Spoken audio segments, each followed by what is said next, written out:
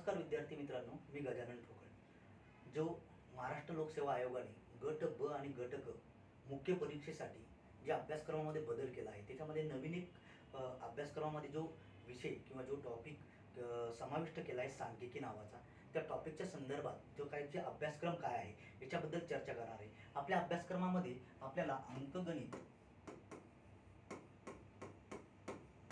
आणि सांख्यिकी असे दोन त्या याच्यामध्ये आपल्याला पॉईंट दिलेले आहेत. जे काही 7 पॉईंट दिलेले आहेत त्यामधला एक पॉईंट आहे अंकगणित आणि सांख्यिकी.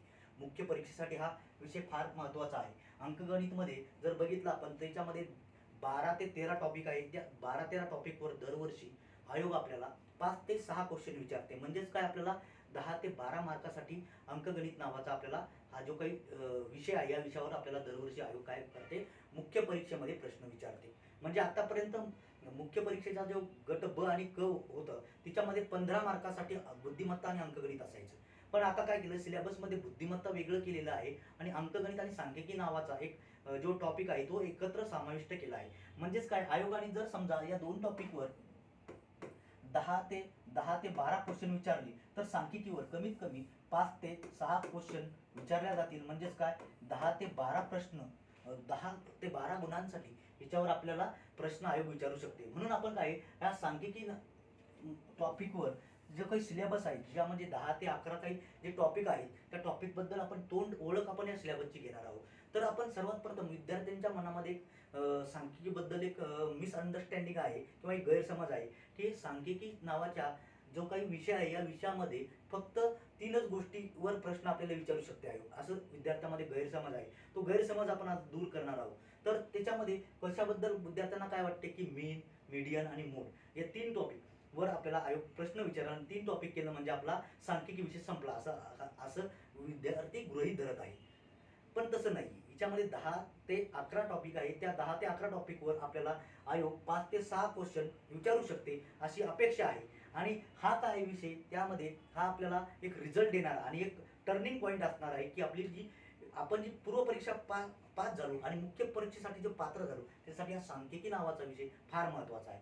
त्याच्यामध्ये बघा की जेव्हा आपण सांख्यिकी नावाचा विषय शिकणार आहे तेव्हा फक्त आपण महाराष्ट्र लोकसेवा आयोगाच्या संदर्भातच नाही शिकणार, तर आपण काय करणार आहे, SSC जी मराठीमध्ये प्रादेशिक भाषेमध्ये जो पेपर येणार आहे आता की टायर 2 टायर 3 साठी जे प्रश्नपत्रिकेमध्ये जे विचारले त्याच्यावरही आपण प्रश्न घेणार आहोत. CGL मध्ये ही जी CGL नावाच्या परीक्षेमध्ये ही सांख्यिकी नावाचा एक विषय आहे. याच्यावर जर आपण सेंट्रलची तयारी करत असेल तर ही आपल्याला या टॉपिकमधून तो आपण कव्हर करून घेणार आहे. तर आपण जास्त वेळ न घालवता आज आपण या सांख्यिकीमध्ये किती टॉपिक आहे याची तोंडपाठ ओळख आपण करून घेऊया. तर प्रथम बघा, पहिला टॉपिक आहे की सांख्यिकी संकलन म्हणजेच काय, कलेक्शन, वर्गीकरण म्हणजेच क्लासिफिकेशन आणि प्रस्तुतीकरण म्हणजेच काय, प्रेझेंटेशन. म्हणजेच काय, कलेक्शन, क्लासिफिकेशन आणि प्रेझेंटेशन काय असते हे आपल्याला पहिल्या टॉपिकमध्ये शिकायचं आहे. तर पहिल्या टॉपिकमध्ये याच्यामध्ये काय आहे, प्राथमिक व दुय्यम डेटा कसा कलेक्ट केला जातो, म्हणजे प्राथमिक माहिती आणि दुय्यम माहिती कशी जमा केल्या जाते याच्याबद्दल आपण या टॉपिकमध्ये शिकणार आहोत. दुसरा यातला सब पॉईंट आहे डेटाचे संकलन आणि वर्गीकरण, म्हणजे माहितीचं जमा करणे आणि त्याचं वर्गीकरण करणे. म्हणजेच काय, डेटा म्हणजे क्लासिफिकेशन नाही, कलेक्शन आणि क्लासिफिकेशन ऑफ डेटा हा दुसरा टॉपिक आहे. म्हणजे काय करायची, एखादी माहिती जमा करायची, तिचं वर्गीकरण करायचं. आणि तिसरा टॉपिक आहे याच्यामधला पहिल्या चॅप्टर मधला डेटाचे प्रस्तुतीकरण करणे. म्हणजेच काय, जो काही डेटा तुम्ही कलेक्ट केला आहे, जो काही डेटाचं तुम्ही क्लासिफिकेशन केलं आहे त्या डेटाचं काय करायचं, प्रेझेंटेशन करायचं. ठीक आहे. त्याच्यानंतरचा चौथा टॉपिक आहे म्हणजे ग्राफ आणि चार्ट किंवा बार. याच्यामध्ये वेगवेगळे प्रश्न आयोग तुम्हाला प्रश्न विचारू शकतो. मग बार कसे असू शकतात, तर सिंगल असू शकतो, डबल असू शकतो, हॉरिझॉन्टल असू शकतो किंवा तो व्हर्टिकलही असू शकतो. त्याच्यामध्ये स्तरीयही पण असू शकतो. त्याच्यानंतर तुम्हाला सर्कलमध्ये एक माहिती दिली जाणार पर्सेंटेजमध्ये, ती माहिती तुम्हाला कशी विचारली जाणार त्याची आपण शिकणार आहोत. त्याच्यानंतरचा एक पॉईंट आहे वारंता वितरण म्हणजे फ्रिक्वेन्सी डिस्ट्रीब्युशन. म्हणजेच काय, हा पहिल्या चॅप्टर मधला एक सब पॉईंट आहे. त्याच्याबद्दलही आपण जे काही आपली ऑनलाईन बॅच आहे तिच्यामध्ये चर्चा करणार आहे. सगळ्यात पहिले आपण काय करणार आहोत की आपण पहिले सिलेबस समजून घेणार आहे. तर दुसरा आपला चॅप्टर आहे त्याचं नाव आहे मेजर ऑफ सेंट्रल टेंडन्सी. हा फार महत्त्वाचा चॅप्टर आहे. या चॅप्टरवर जर तुम्ही सेंट्रल टेंडन्सी नावाचा चॅप्टर जर व्यवस्थित केला तर याच्यानंतरचे 2 ते 3 चॅप्टर जे आहेत ते पूर्णतः हा त्याचा पाया आहे, हे तर आपण समजून घेणं आहे. जे आपल्या मनात एक गैरसमज होता मीन, मीडियन आणि मोड, त्याच्या संदर्भात हा टॉपिक आहे. तर सेंट्रल टेंडन्सी नावाचा चॅप्टर आहे. बघा, तर मीन मध्ये काय, तर याच्यामध्ये अजून एक गैरसमज आहे, मीन आपल्याला सरळ सरासरी काढणे म्हणजेच मीन होते असा आपला एक गैरसमज आहे. तर तसं नसून मीन काढण्याच्या 3 पद्धती आहेत. एक आहे खंडित श्रेणी, एक आहे अखंडित श्रेणी आणि एक आहे डिस्क्राईट श्रेणी. यामध्ये 3 श्रेणी आहेत. त्या 3 श्रेणीमध्ये आयोग आपल्याला प्रश्न विचारू शकते, हे आपण शिकणार आहोत 3 पद्धतीमध्ये. म्हणजेच काय, एखाद्या वेळेस आपल्याला साधी नॉर्मल माहिती दिली जाते, त्याच्यानंतर काय देते आपल्याला रेंज दिली जाते, म्हणजे 0 ते 10, 10, 11, 10 ते 20, 20 ते 30 अशी माहिती दिली जाते. त्याच्यानंतर कधी कधी आपल्याला माहिती दिली जाते 0 ते 9, 10 ते 19, 20 ते 29. याच्याबद्दलही आपण कशी असणार आहे ते शिकणार आहोत. मग त्याच्याहून मीन कसा काढायचा हे आपण शिकणार आहोत. त्याच्यानंतरचा 2 नंबरचा सब टॉपिक आहे मध्यिका, म्हणजेच काय मीडियन. मीडियन हा सगळ्यात सोपा टॉपिक आहे या चॅप्टर मधला, ठीक आहे. त्याच्यानंतर मोड, बहुलक म्हणजे काय आहे, आणि त्याच्यानंतर एक नवीन जो आहे ते आहे विभाजन मूल्य, म्हणजे पार्शियल व्हॅल्यू, म्हणजेच काय आपण इथे शिकणार आहोत. त्याच्यामध्ये चतुर्थ आणि दशक म्हणजे क्वार्टर आणि डिसाईल म्हणजेच काय, म्हणजे आपण म्हणतो डेसिमल नंबर वगैरे मध्ये काय असते त्याच्यामध्ये आपण या ज्या काही मेथड आहे त्या शिकणार आहोत. तिसरा चॅप्टर आहे आपला विचलन. मग विचलन मध्ये काय आहे, तर काही काही ठिकाणी मी सिलेबस बघितला, म्हणजे काही काही टेलिग्राम वगैरे मध्ये त्याच्यामध्ये काय केलं, मीन, मीडियन आणि मोड मध्येच रेंज नाव म्हणजे विस्तार याच्यामध्ये समाविष्ट केला. तर नाही, तर सेंट्रल टेंडन्सी मध्ये आपण शिकलेले 5 टॉपिक आहेत. त्याच्यामध्ये तिसरा चॅप्टर जो आपला विचलन आहे त्याच्यामध्ये काय आहे, रेंज आहे. त्याच्यामध्ये अंतर चतुर्थ विस्तार म्हणजेच काय हा दुसरा टॉपिक आहे. त्याच्यानंतर दशक विस्तार म्हणजेच काय, त्याच्यानंतर काय क्वार्टर लॅटरल डेव्हिएशन म्हणजेच काय आपण शिकणार आहोत. मीन डेव्हिएशन म्हणजेच काय आपण शिकणार आहे.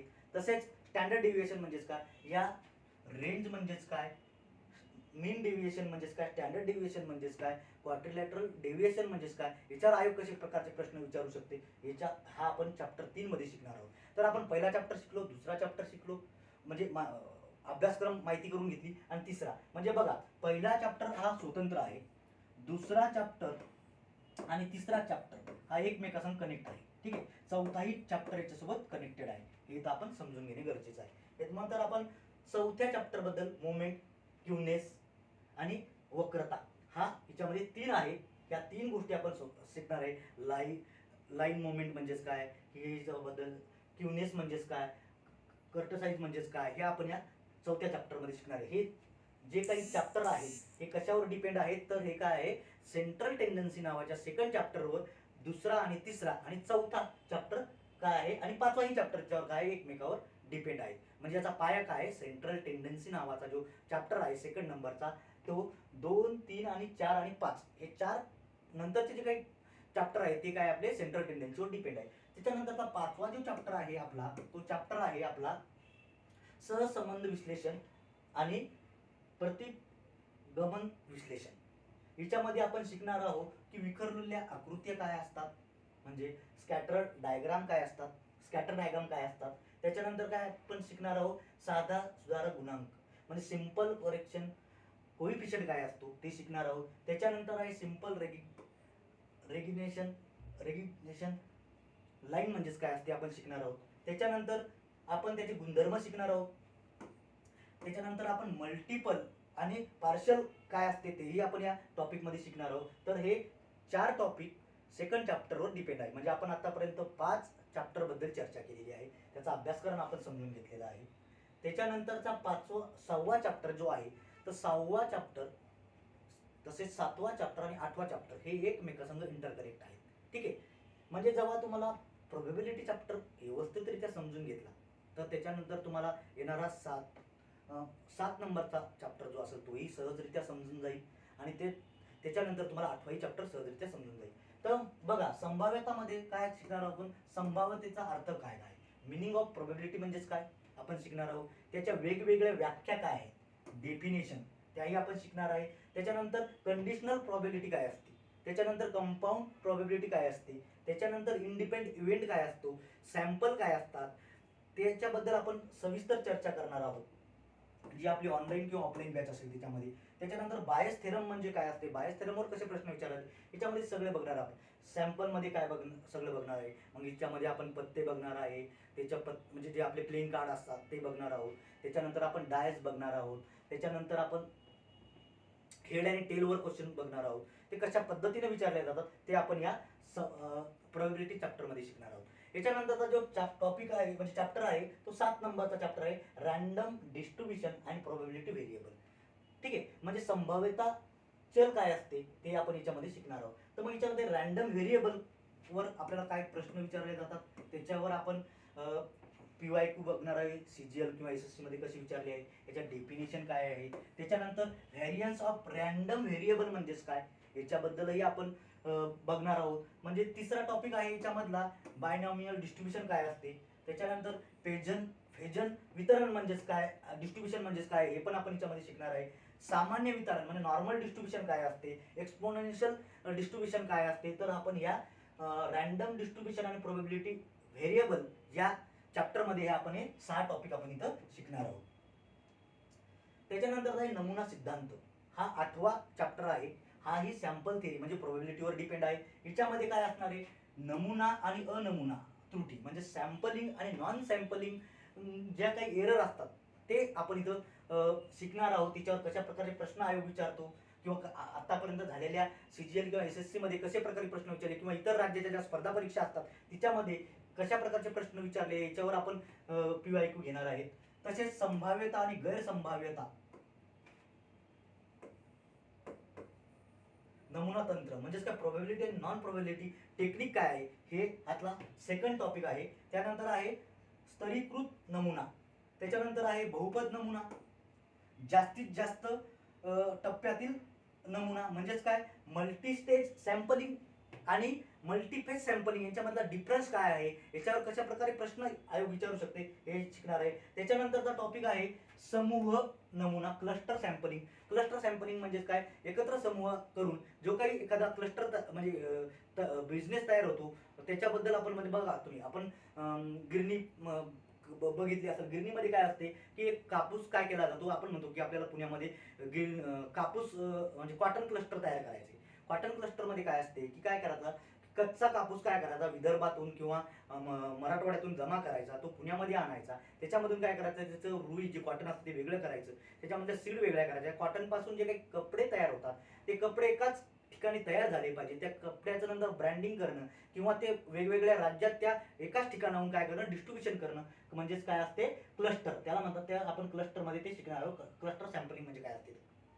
पद्धतशीर नमुना म्हणजे सिस्टमॅटिक सॅम्पलिंग काय असते तेही आपण बघणार आहोत. हा टॉपिक त्याच्यामधला आहे. हेतुपूर्ण नमुना काय असतो तेही शिकणार आहोत. सुविधा नमुना काय असते, नमुना वितरण म्हणजेच काय सॅम्पलिंग डिस्ट्रीब्युशन काय असते हेही आपण काय करणार आहे तर 8व्या चॅप्टरमध्ये शिकणार आहोत. त्याच्यानंतर 9वा आपला चॅप्टर आहे सांख्यिकी अनुमान म्हणजे इंटरफरन्स काय असते, स्टॅटिक्स इंटरफरन्स काय असते हे या चॅप्टरमध्ये आपण शिकणार आहे. याच्यामध्ये काय आहे, बिंदू मध्यंतर अंदाज म्हणजे पॉइंट आणि इंटरवल एस्टिमेशन काय असते, म्हणजे एखादा एस्टिमेटर असतो म्हणजे अनुमान करणारा असतो त्याच्याबद्दल आपण काय करणार आहे तर शिकणार आहोत. अंदाजकर्त्यांचे गुणधर्म म्हणजे काय प्रॉपर्टीज ऑफ गुड एस्टिमेटर काय असतो त्याच्याबद्दल आपण इथं शिकणार आहोत. बघा ह्या ज्या काही मेथड आहेत या हा थेरॉटिकल टॉपिक आहे त्याच्यामुळे आपण समजून घेणं गरजेचं आहे. मग याच्यामध्ये अंदाज पद्धती म्हणजे मेथड ऑफ एस्टिमेशन काय असते, त्याच्या किती मेथड आहेत तर ते आपण ह्या मेथड शिकणार आहे. 1 नंबर 2 नंबर आणि 3 नंबर. पहिली मेथड आहे मोमेंट मेथड, मग नंतरची सेकंड मेथड आहे मॅक्झिमम लाईकहुड मेथड आणि तिसरी मेथड आहे लिस्ट स्क्वेअर मेथड. या 3 मेथड आपण इथं शिकणार आहोत. त्याच्यानंतर काय असते की गृहीतकांची चाचणी म्हणजेच काय टेस्टिंग ऑफ हायपोथेसिस म्हणजेच काय आपण हे इंटरफरन्स या चॅप्टरमध्ये शिकणार आहे. चाचणीची मूलभूत संकल्पना म्हणजेच काय बेसिक कन्सेप्ट ऑफ टेस्ट याच्यामध्ये आपण या टॉपिकमध्ये बघणार आहे. त्याच्या ज्या मूलभूत संकल्पना आहेत, ज्या टेस्टिंगच्या मूलभूत संकल्पना आहेत त्या आपण इथं शिकणार आहोत. लहान आणि मोठा नमुना चाचण्या म्हणजे स्मॉल आणि लार्जर सॅम्पल टेस्ट ज्या असतात त्या सॅम्पल टेस्ट कशा प्रकारे विचारल्या जातात त्याच्याबद्दलही आपण या स्टॅटिक इंटरफरन्स नावाच्या चॅप्टरमध्ये आपण हे मुद्दे शिकणार आहोत. त्याच्यानंतरचा एक 10वा चॅप्टर आहे काळ श्रेणी विश्लेषण म्हणजे टाइम सिरीज ॲनालिसिस. म्हणजे याच्यामध्ये काय असतात की लॉंग टर्म आणि शॉर्ट टर्म ज्या काही सिरीज असतात, म्हणजेच काय दीर्घकालीन श्रेणी काय आहे लॉंग टर्म सिरीज. त्याच्यानंतर काय आपण अल्पकालीन श्रेणी म्हणजे शॉर्ट टर्म सिरीज काय आहे हे आपण इथं शिकणार आहे. त्याच्यानंतरचा 11वा चॅप्टर आहे म्हणजे हे काय आहे हे न्यूमरिकल बेस्ड चॅप्टर आहे पूर्ण. टाइम सिरीज नावाचा जो चॅप्टर आहे ॲनालिसिस, टाइम सिरीज ॲनालिसिस नावाचा जो टॉपिक आहे याच्यामध्ये शॉर्ट आणि लॉंग जे टाइम सिरीज आहे याच्याबद्दल जे PYQ किंवा जे काही क्वेश्चन विचारणार आहे ते आपण ऑनलाईन बॅचमध्ये किंवा ऑफलाईन बॅचमध्ये आपण शिकणार आहे. आपला मुख्य हेतू काय आहे आज तर फक्त आपण सिलेबस काय आहे म्हणजे आपण सर्वात पहिले आपण एखादी गोष्ट काही करायची असेल तर आपला पाया मजबूत असणं गरजेचं आहे, म्हणून आपण काय करत आहोत सिलेबसवर पहिले फोकस करत आहे. ठीक आहे. नंतर 11वा चॅप्टर आहे आणि हा शेवटचा चॅप्टर आहे निर्देशांक संख्या म्हणजे इंडेक्स नंबर. या इंडेक्स नंबर मध्ये आपण 4 ते 5 सब टॉपिक आहे. निर्देशांक संख्या आणि मर्यादा, इंडेक्स नंबर काय आहे आणि इंडेक्स नंबरचे लिमिटेशन काय आहे हे आपण इथं मध्ये पहिल्या टॉपिक मध्ये म्हणजे सब टॉपिक मध्ये शिकणार आहोत. त्याच्यानंतर जीवन निर्वाह, कॉस्ट ऑफ लिव्हिंग इंडेक्स ही इथं आपण हा सब टॉपिक इथं शिकणार आहोत. त्याच्यानंतर किमती निर्देशांक म्हणजे प्राइस इंडेक्स काय असतो किंवा क्वांटिटी इंडेक्स काय असतो म्हणजे प्रमाण. म्हणजे पहिले काय शिकणार आहोत आपण प्राइस, नंतर काय शिकणार आहे क्वांटिटी. त्याच्यानंतरचा टॉपिक आहे व्हॅल्यू, मूल्य निर्देशांक म्हणजेच काय, व्हॅल्यू इंडेक्स म्हणजेच काय, आणि शेवटचा पॉइंट आहे वजन आधारित निर्देशांक संख्या म्हणजे वेट इंडेक्स नंबर म्हणजेच काय. आतापर्यंत आपण जे 11 टॉपिक शिकलो त्या 11 टॉपिक मध्ये तुम्ही एक सर्वात पहिले समजून घ्यायचं आहे की जो पहिला चॅप्टर आहे हा स्वतंत्र आहे. ठीक आहे. दुसरा चॅप्टर जो आहे आणि तिसरा, चौथा आणि 5वा चॅप्टर हे काय आहे एकमेकांसोबत इंटरकनेक्ट आहे. म्हणजे हे कशावर डिपेंड आहे मीन, मीडियम आणि मोड या गोष्टीवर डिपेंड आहे. त्याच्यानंतरचा 6वा चॅप्टर, 7वा चॅप्टर आणि 8वा हा काय आहे 6वा चॅप्टर आहे आपला प्रोबॅबिलिटी संभाव्यता. त्याच्यानंतर आपला काय रँडम थेअरी आणि काय किंवा प्रोबॅबिलिटी डिस्ट्रीब्युशन 7वा चॅप्टर आहे आणि 8वा चॅप्टर आहे सॅम्पलिंग थेअरी. हे 3 चॅप्टर एकमेकांसोबत कनेक्ट आहे म्हणजे बघा. आणि चौथा आहे आपला की आताच आपण बघितला की जे 2 चॅप्टर आहे शेवटचे 10 आणि 11 नंबरचे, एक आहे इंडेक्स नंबर आणि एक आहे टाइम श्रेणी. त्याच्यामध्ये आपण ही चर्चा करणार आहोत. तर विद्यार्थी मित्रांनो आपण जे आतापर्यंत हे 11 टॉपिकची तोंड ओळख जो अभ्यासक्रम आहे याच्याबद्दल चर्चा केली. तर अजून तुम्हाला एक सांगायचं झालं की आपण जी आता अभ्यासक्रमाची तोंड ओळख करून गेली याच्यानंतर आपण ऑनलाईन जी बॅच घेणार आहे ऑनलाईन बॅचमध्ये आपण संपूर्ण 11 टॉपिक जे दिलेले आहेत त्या संपूर्ण 11 टॉपिक बद्दल काय करणार आहे आपण सगळ्यात पहिले आपण त्या 11 टॉपिक मधला जो कोणता पहिला चॅप्टर सुरू होईल आपला त्या चॅप्टरमध्ये आपण पहिले त्याची कन्सेप्ट शिकणार आहोत.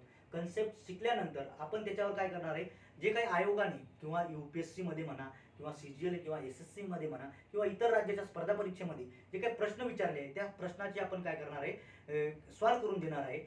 आणि त्याच्यानंतर काय करणार आहे की संभाव्य प्रश्न आयोग कशा पद्धतीने विचारतोय त्याची घेणार आहे. आणि चौथी स्टेप आहे आपली टेस्ट सिरीज. म्हणजे जो टॉपिक आपला संपेल ज्या दिवशी आपला तो टॉपिक संपेल त्या दिवशी काय करणार आपण की त्याच्यावर 100 गुणांची किंवा 100 प्रश्नांची आपण काय करणार टॉपिक वाईज टेस्ट सिरीज घेणार. म्हणजे आपल्या टोटल टेस्ट सिरीज राहणार 11.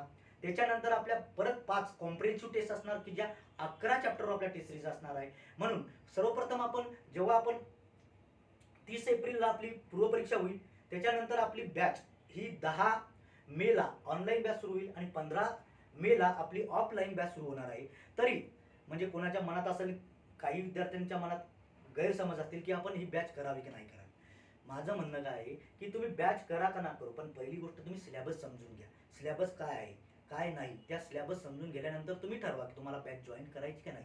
आणि या बॅचमध्ये आपण प्रत्येक गोष्ट तुम्हाला कन्सेप्ट पूर्णतःही तुमच्या पूर्ण करून दिले जाईल. धन्यवाद. पुढील व्हिडिओसाठी माझ्या YouTube चॅनलला लाईक करा, शेअर करा आणि सबस्क्राईब करा. थँक्यू.